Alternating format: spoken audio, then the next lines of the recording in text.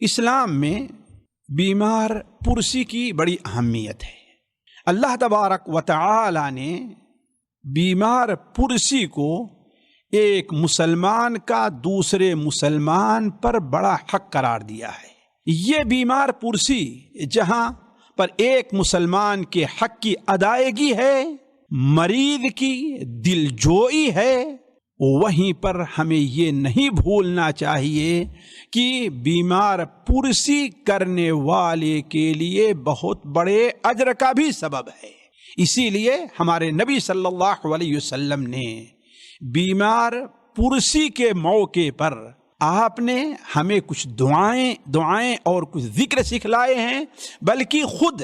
نبی کریم صلی اللہ علیہ وسلم جب کسی کی بیمار پرسی کو جایا کرتے تھے تو آپ اس کے شفا کے لیے دعا کیا کرتے تھے، بلکہ آپ نے اس کی اتنی بڑی ترغیب دی ہے کہ صحیح مسلم شریف وغیرہ میں حضرت ام سلمہ سے ہے کہ آپ صلی اللہ علیہ وسلم نے ارشاد فرمایا کہ جب تم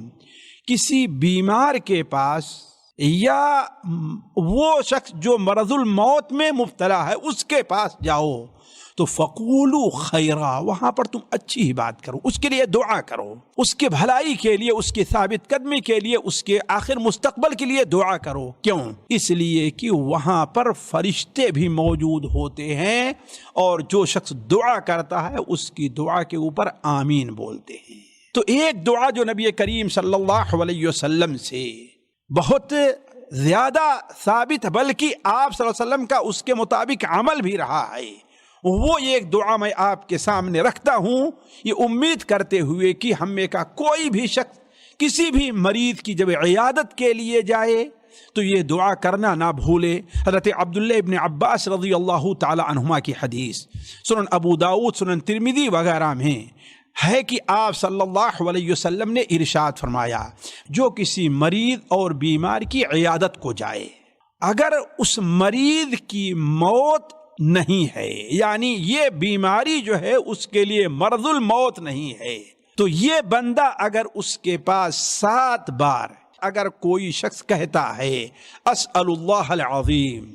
رب العرش العظیم ان یشفیک، اسأل اللہ العظیم، رب عظیم سے میں سوال کرتا ہوں، اسأل اللہ العظیم، وہ رب جو عظمتوں والا ہے، جو بڑائیوں والا ہے، اس کے سامنے کوئی بھی چیز اس کی عظمت کے سامنے کوئی مقابل کوئی اس کا نہیں ہے، تو اسأل اللہ العظیم رب العرش العظیم، اس کی عظمت کا یہ ہے کہ وہ عرش عظیم کا بھی رب ہے۔ رب کا معنی عربی زبان میں جو آتا ہے وہ 3 کے آتا ہے، خالق کے بھی آتا ہے یعنی وہی اس کا خالق ہے، مالک کے بھی آتا ہے، اور متصرف کے یعنی اس میں اس کو تصرف بھی حاصل ہے۔ تو اللہ تعالی اللہ کے رسول بیان فرمایا، کہتا ہے بندہ اسأل اللہ العظیم رب العرش العظیم، وہ رب جو عرش عظیم کا بھی رب ہے، یعنی اتنی بڑی قدرت والا ہے، اتنی بڑی ملکیت والا ہے، اس لیے کہ عرش سے بڑی چیز اللہ تبارک و تعالیٰ نے کوئی اور پیدا نہیں فرمائی ہے۔ زمین اور آسمان اپنے اس وسعت کے باوجود عرش کے مقابلے میں ایک گول دائرہ ہے جسے چٹیل میدان کے اندر ڈال دیا جائے، ان یشفیک، کہ اللہ تعالیٰ تجھے شفا دے۔ گویا اللہ تبارک و تعالیٰ کی عظمت کا، عرش پر اس کے مستوی ہونے کا، عرش کے اس کے مالک ہونے کا واسطہ اور وسیلہ دے کر کے بندہ دعا کر رہا ہے کہ اللہ تبارک و تعالیٰ اس مریض کو شفا دے۔ تو آپ نے بیان فرمایا اگر کوئی شخص 7 بار یہ دعا کرتا ہے، اور بہتر یہ ہے کہ اپنا ہاتھ اس کی پیشانی پر رکھے، تو آپ صلی اللہ علیہ وسلم الصادق المصدوق نے بیان فرمایا کہ اللہ تبارک و تعالی اس کو اس مرد سے عافیت عنایت فرمائے گا، بشرطے کہ اس کی موت کا وقت نہیں ہے۔ اللہ تبارک و تعالی ہم میں سے ہر شخص کو نبی صلی اللہ علیہ وسلم کی سنت پر عمل کرنے کی توفیق عطا فرمائے۔